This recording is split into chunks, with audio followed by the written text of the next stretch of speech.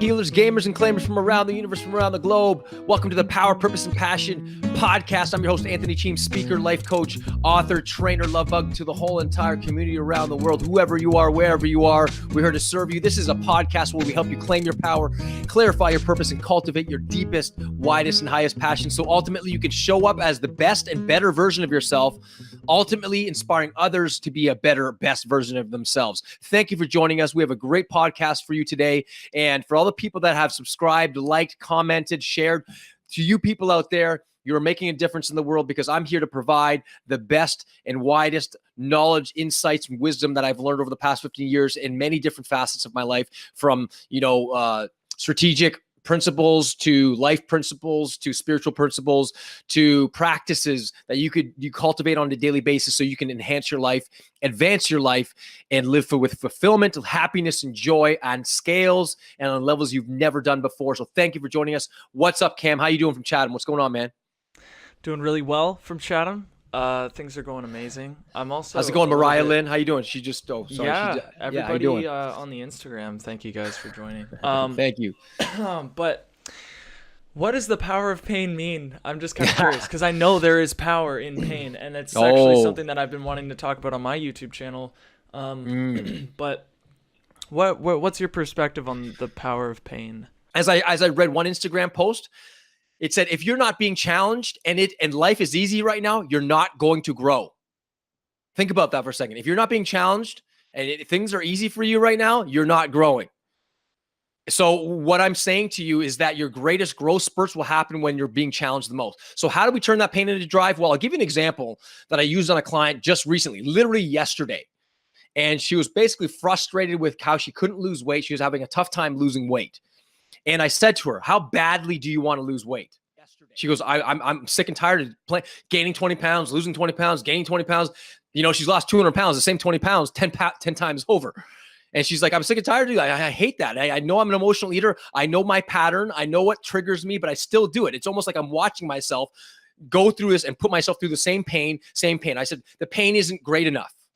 So what I did to her, I did a strategy that I've used on a couple of clients of mine. I said, all right, how committed are you to losing weight? Really? She said, really, I'm 100% now. I said, okay, great. So name one food that you would never eat. And we started going through foods that she would never eat. And she's like, I said, well, how about dog food? She goes, oh my God, there's nothing healthy in dog food. Like, that's literally for dogs. Not to say that dogs don't deserve good nutrition, but something that only a dog would eat, right? And I said, okay. I said, what is the goal you're after? She said, I want to lose another 25, 30 pounds. I said, great. For the next 30 days, are you committed? She said, yeah. For the next 30 days, here's what I'm going to do to you. Here's what you're going to commit to. Since you're so committed, you're 100% committed to this journey. Here's the thing. Every time you eat your comfort foods, I want you to know that I will show up at your door, or you will have to bring with me to your next session a can of dog food, which you will eat in front of me with your hands and with your mouth on all fours. Right. So what was I doing? I was basically helping her associate pain to the behavior of eating comfort foods, carbohydrates, sugary foods, high caloric foods, things that are creating more clogging than cleansing. Right. Now, every time she goes and touches that food, she's going to go, oh, wait, if I touch that food and put that in my body, then I have to eat that dog food in front of Anthony. What am I doing? She's now associating pain to that experience as opposed to pleasure. And the very next day, this morning, I saw her. She basically said, I used it, Anthony, and I was with my daughters. My daughter's like, we love Anthony. That's a great strategy. And she was ready to, I guess they ordered pizza. And she was like, she knew at a gut level, it was not right to eat the pizza. She didn't eat it because she was like, every time she looked at that pizza, it smelled good, but she was like, my God, I got to eat that can of dog food. I'm 100% committed to this. I've publicly announced it. I've committed to Anthony. And her daughters were like, yeah. So she was so proud of herself doing that. So that's where pain can become a powerful ally on your journey to transformation. Now, keep in mind, pain can get you started. It's a great trigger for starting you on your journey, but for creating long-lasting change and transformation and a major upgrade that sticks, you got to start associating the change with pleasure, not just with pain. This is a fundamental approach to changing habits, to what Tony Robbins teaches, to a lot of peak performance trainers and coaches teach on the battlefield of the mind, to try and get your brain to associate pain with your current behavior to finally transform you, to finally change. As I've used in previous podcast before, one of my favorite metaphors is, as an example for people out there that haven't listened to or watched that podcast before, I often say to my audiences, I'll say, okay, how many people could run a marathon right now from here, from Burlington to Toronto, 42.2 kilometers in a current business attire? And not a single person puts up their hand unless it's someone who runs marathons. And I'll say, okay, can I get a volunteer? And I get the volunteer to speak, and I introduce myself and blah, blah, blah, blah. And I asked them, so do you think you can run a marathon from here to Burlington to Toronto, 42.2 kilometers right now in your business attire? And they're like, they're absolutely certain that they can't do it. But then if I say, do you have any children? What if I brought one of your children in here, put a gun to their head, and I said, go run a marathon or your child dies? All of a sudden, what happens? What are you going to do? The person goes, I guess I'm running a marathon. Now they're associating, if I don't run that marathon, my child's going to die. So they're associating more pain to not running it than to running it. So you get where pain can become that's just a crazy example, but that's where pain can become an instant trigger to transformation in that moment. But you've got to gain that leverage. You got to be associated with that. You got to be able to go examine yourself, examine where you are right now, and associate the areas that you're dissatisfied with. Don't just get dissatisfied, get absolutely disturbed and create suffering in that area to the point where your brain says, enough is enough. You've got to make a change now, because it means literally emotional, physical, spiritual death. And so the second part of that story is, I then say, okay, how many people in here, by a show of hands, if I guaranteed $10 million would be deposited into your bank account upon finishing and completing that marathon, how many people would join me? And every single person puts their hands up and says, when do we start? And I said, whoa, what's the difference now between not having a purpose or a painful reason or a pleasurable reason and not running the marathon? Because a lot of people said that they couldn't do it. In fact, mostly everyone in the audience said they couldn't do it. Now they can do it because they have a painful reason or they have a $10 million reason to do it. So wherever you are in your life, use the pain to drive you and use the change. You got to be able to associate with your mind and focus, and from an emotional gut level, that change equals massive pleasure, and staying the same equals massive pain. That is basically human behavior 101. When they train dogs, when they train animals, there's a great book called Don't Shoot the Dog by Karen Pryor. And she talks about how she trained animals. And a lot of this is just behavior 101, Skinnerian theory 101 type thing, BF Skinner. So what I'm saying to you now is use the power of pain to drive you to really take that dagger of pain to the point where you got to get up and move. Just like you would if you put your hand on a hot red stove, you immediately do this. You want to create that inside your gut, inside your mind, that says, no longer am I going to indulge in this particular behavior of overeating, of living a half-lived life, of living a Monday life, a poor life, an impoverished life. You've got to associate pain with this experience, and you got to put enough pain so it drives you. So that's very, very, very important. That's what I've done with my life as well in many different areas to create that trigger of pain. And then I've associated that transformation to tons of pleasure and fulfillment and happiness, because I'm making not just a difference in my life, but a difference in the people around me, the people I want to impact. Because I want to, again, one of my videos, and Cameron created it, I want to, if I die in the next 5 minutes, and the last thing was this podcast, and it was impacting one person, and one person decided to really transform their life, my life would have mattered. My life would have absolutely mattered. I want to leave this world empty each day. That is, if I was given $1 billion this morning, I want to literally give it away by the end of my day.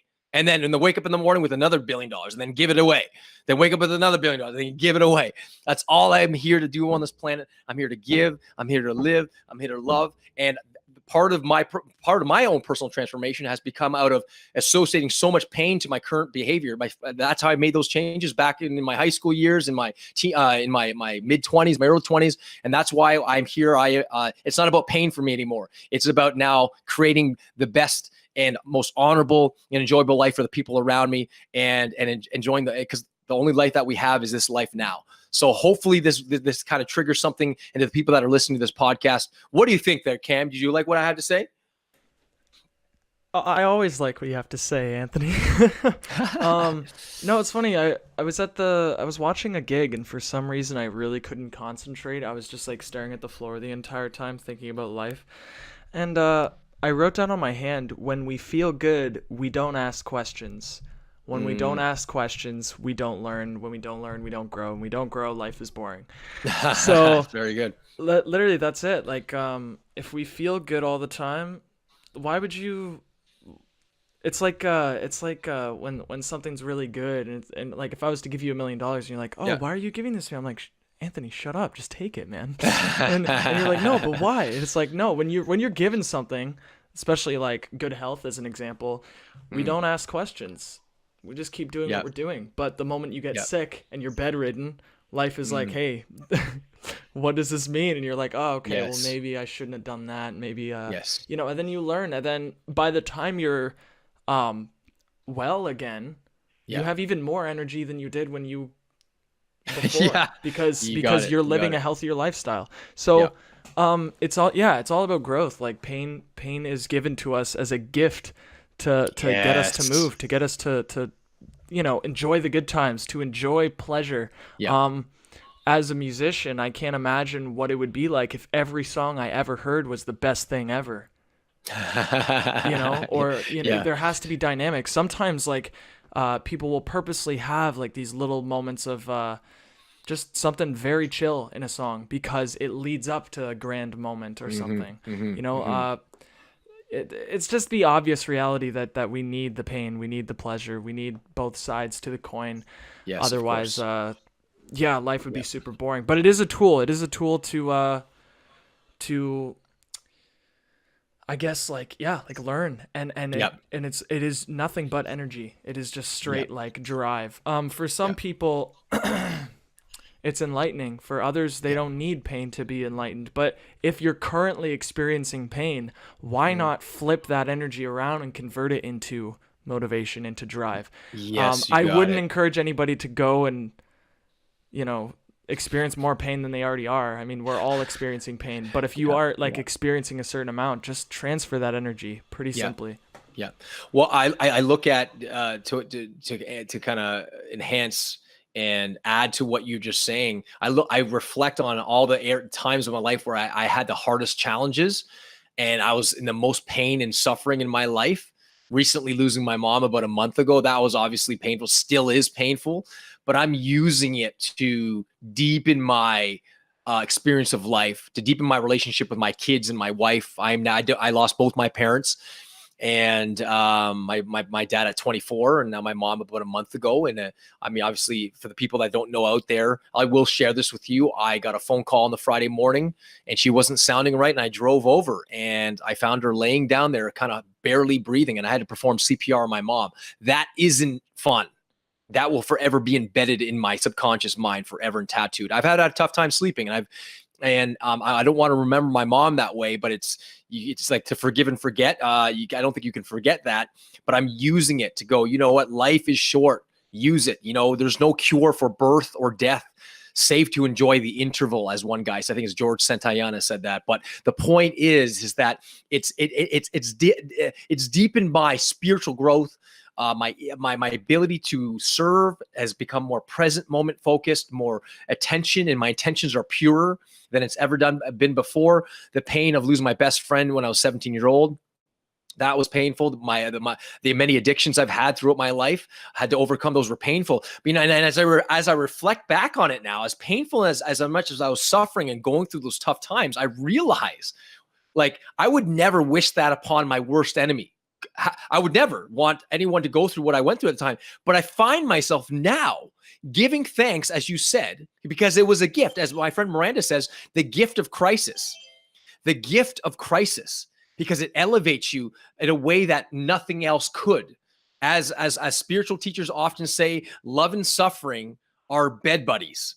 You can't have one without the other. The more suffering you're going to have, the more love you're going to discover. The more love you're going to experience, unfortunately, there's going to be a lot of stuff. They're just dance partners, bed buddies of the same. There's two sides of the same coin. I wish I had a different story for you, but that's life. Every spiritual advancement, as Wayne Dyer says, is usually preceded by some sort of fall. A spiritual fall, a physical fall, a career fall, a money fall. And I've had them in droves. And so for the people that are listening to this podcast, the people that are wanting to make their life better, let me tell you something. If you've got big goals, big dreams, big inspiration, you want to make a difference in the world, you're going to have big problems. There's going to be big pain.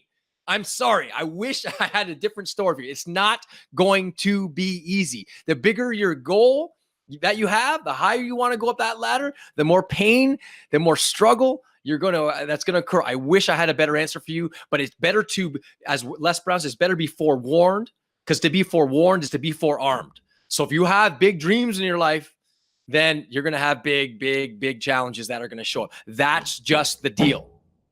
That is just the deal. I wish I had a better answer, but I don't. I don't know why that is. Well, I do know why that is, but that's just the point. Is that the universe will open doors for the people that are committed to their whatever their unique purpose or dharma or journey is, but they're not going to open it freely to you. They're going to, the universe is going to say, all right, let's test this person. Let's test it. Let's test their commitment. You're going to be tested most when you're just about to achieve that goal. Whatever metaphor you want to use, whether it be climbing Mount Everest or winning your Super Bowl or getting your Stanley Cup or winning your Oscar or, getting your PhD, whatever it might be, you're going to be tested. That's just how life is. And pain and suffering, love and abundance, they are just so closely knit together. And if you accept that, if you know that, just knowing that frees you from this bondage that life is supposed to be easy. I wish it were easy. No, there's no book out there that says life is easy. Life is tough. And it doesn't last, but tough people do. And I can tell you with every part of my life that I've succeeded at, or I've attained, or I've experienced an overabundance of joy came because there was some level of pain there. It just so happens to be that way. And for the people out there that are struggling, I have got nothing but love and compassion for you, but step up. Use it as a springboard to greater levels of evolution, greater levels of performance, greater levels of attention, of focus, of health, of wealth, of wisdom. And I can tell you, the greatest wisdom comes out of your suffering. It literally does. It comes out of suffering, man. When I was in it, it sucked like hell. It does suck. But when you finally climb yourself out of it, man, you're like, wow, the character, the soul level of love, the deepening of your relationships, man, it is so beautiful. That comes out beautiful out. It's like as Khalil Gibran said in The Prophet, he talks about, and again, I'm paraphrasing him here, but he talks about, the cup, the coffee cup that you drink from had to be heated to high levels of temperature and pain in order to shape into that beautiful cup so you could be a beneficiary of your coffee.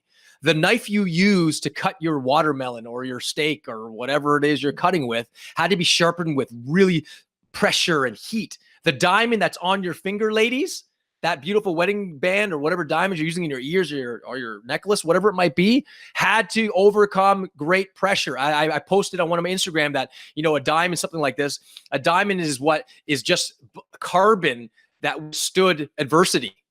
That's all it was. It withstood adversity. So you are a diamond in the making, but you just got to be able to stand the heat, stand the pressure, stand the tough times. And I promise you, as you face those tough times, man, you'll feel like you're liberated beyond anything that I can say through words. So I hope you guys enjoy this, the power of pain, because I know the reason why I want to talk about this today, because I've had a lot of clients going through a lot of pain lately. And I just thought, you know what, let's make this a podcast to help you guys that are struggling with pain in their business, in your health, in your relationships, whatever it might be. Anyway, if you're on a spiritual path, here's one question that I was asked of me a long time ago. It was one of the best questions in terms of spirituality. I'm sort of going off the topic here, but they said this: you want a good litmus test for your spiritual life? Ask yourself this question: how am I doing? How am I doing in the deepest relationships in my life? How am I doing? Am I experiencing more pain? Am I being more judgmental or critical? Or am I being more loving, compassionate, kind? Am I experiencing more joy? And that's a great litmus test to understand your spiritual life. You're experiencing a lot of pain, maybe to drive you to go inward as opposed to outward. So ladies and gentlemen, leaders and heroes, gamers and claimers from around the universe, from around the globe, from around the community, thank you for joining us today to your continued upgrade and evolution. If you love this podcast, if you want to share it, comment it, subscribe, so that if you miss it live, you can actually get it sent to your phone, your iPad, or your computer. And guess what? It gets sent to you every day. Our goal is to get a podcast out every day, 15, 20 minutes, Monday to Friday, 2 p.m. Eastern Standard Time, and get it out to you to give you the best of what we've learned. So here to your continued upgrade and evolution, live it up with power, purpose, and passion. God bless you. We love you. And we will see you at our next episode. Thank you, guys.